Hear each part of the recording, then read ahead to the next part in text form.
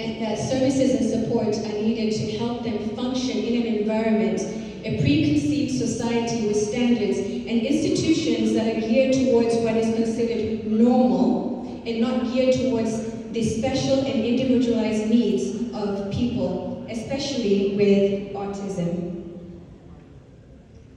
Now, we're going back to stigmas again. Looking over here, it says, that person is autistic. You have to understand that that is a person with autism. We need to change how we label individuals. Having autism is a characteristic, is an attribute, is not everything that they are. It's such as being African American, being tall or short. It's a person with autism. Autism is not everything that they have, and we have to make sure that we have that distinction. So let's play devil's advocate a little bit. Here are some symptoms. I mentioned a few earlier, but due to time I can skip over it. But social and communication issues tend to be one of them. Language and communication. They have delayed speech and sometimes delayed motor skills when they're younger.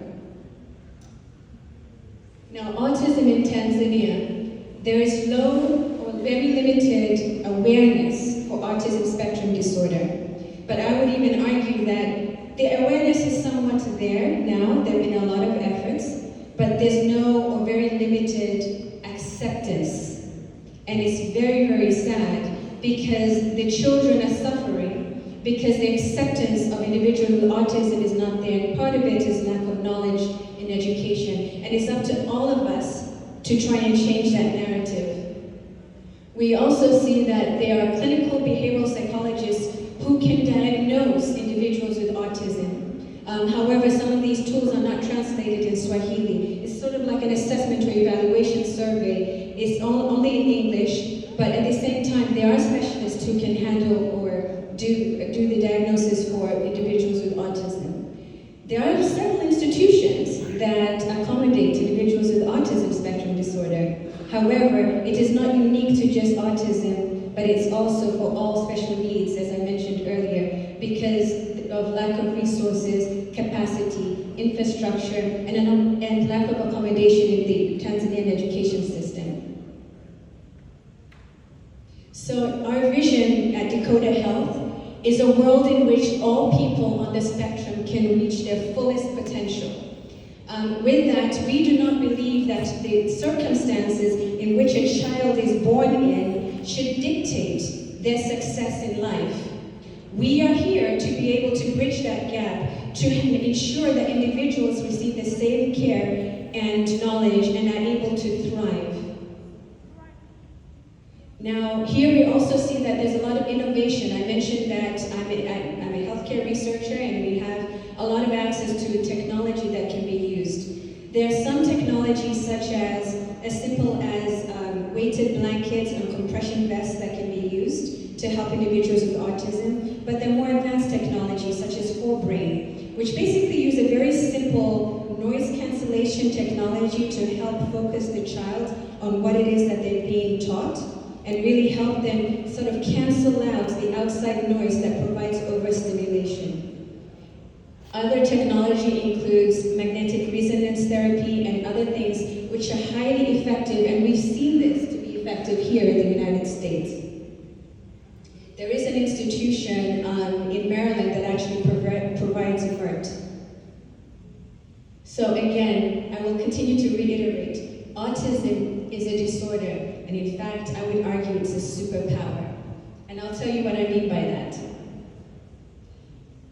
When it comes to the world needs different kinds of minds. I talked about neurodiversity. I think most people in this room here really know that some of the most innovative movers and shakers in the first world actually have autism or Asperger's symptoms or high-functioning autism.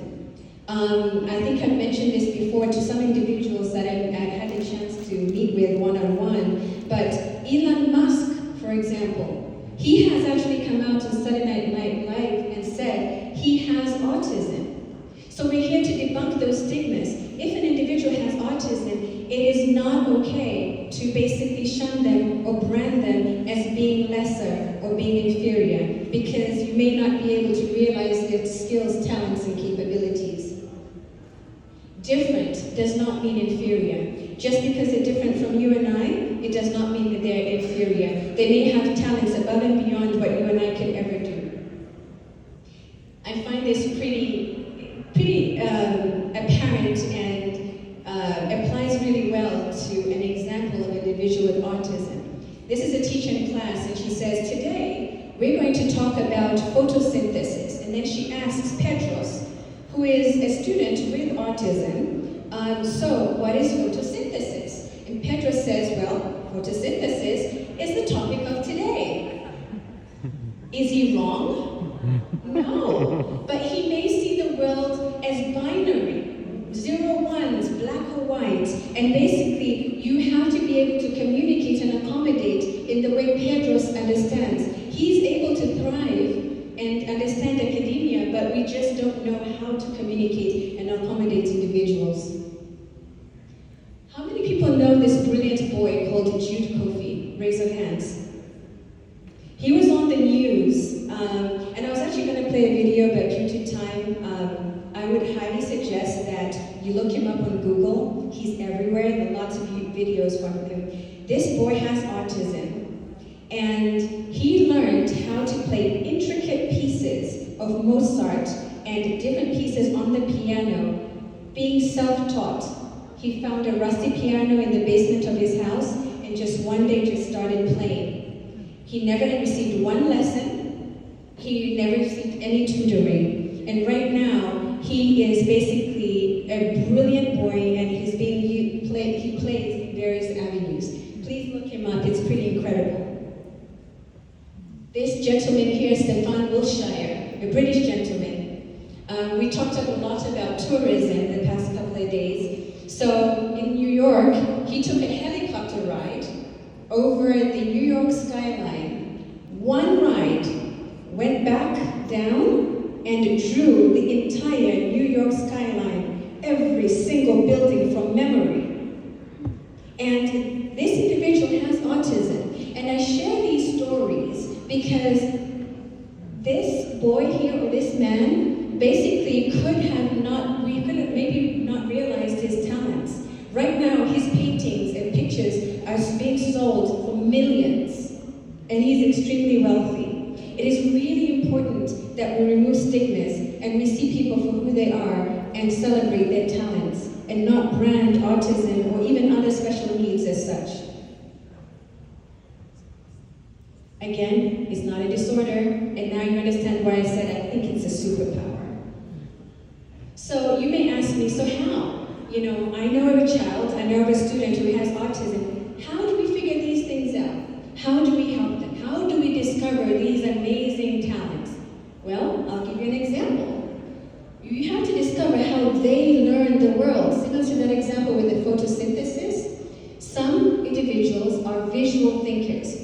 For example, they see the world as a movie. It's almost like Google Images.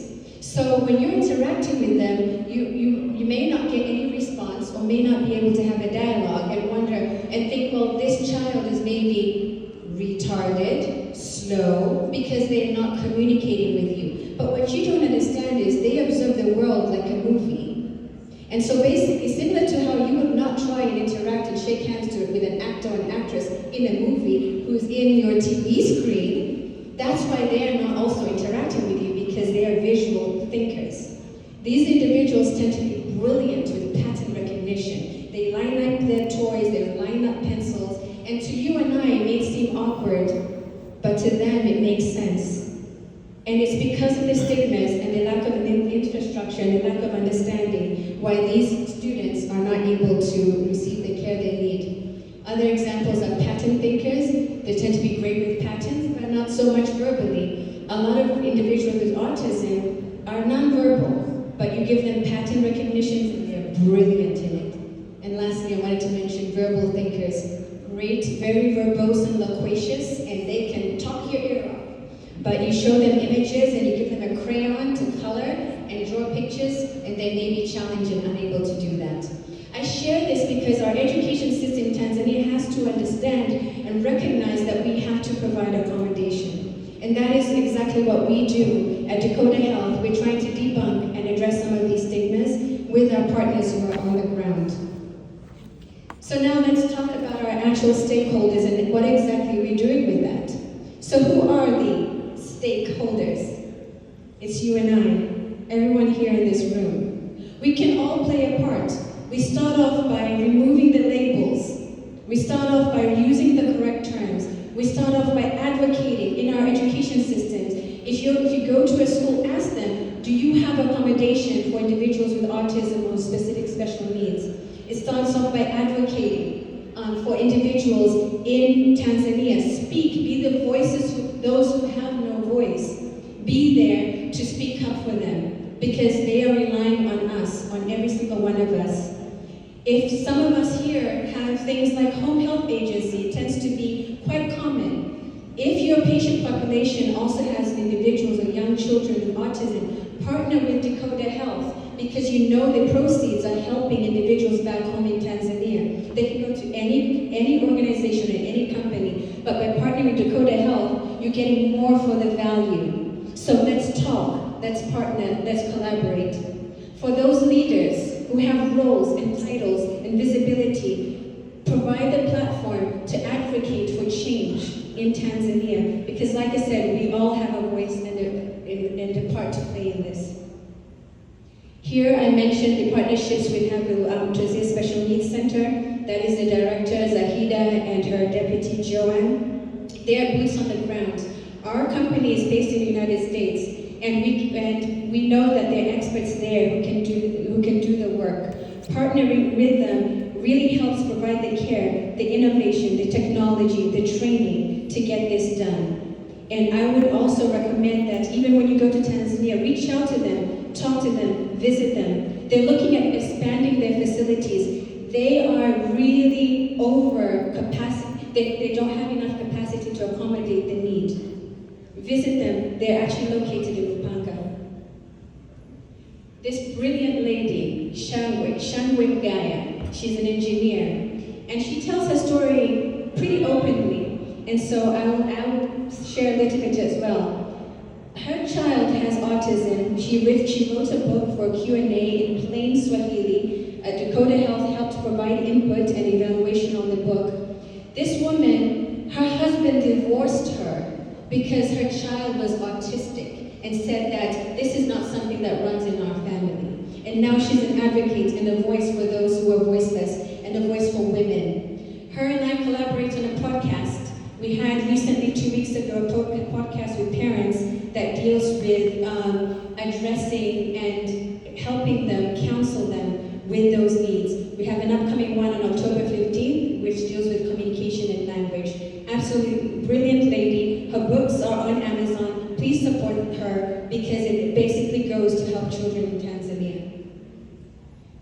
We also do some work with other community centers. You may know the Sakapala Community Center. The founder and CEO is our very own Zawadi Sakapala. I went there recently in Tanzania, and what we did is that we spoke to the children, we motivated them, we tried to advance and help them in anything that they needed, and also try to identify those that may have special needs and who are disadvantaged, so they can also have the care that they need. So lastly, this is the QR code for the website. Please help in any way you can. If you sponsor Bima ya Mtoto, ni $30 tu, but it really goes a long way. For us, it may be just a sandwich or lunch money, but it goes a long way back home to help these individuals with autism. The prevalence is high, and it's up to us to really make that difference. Thank you.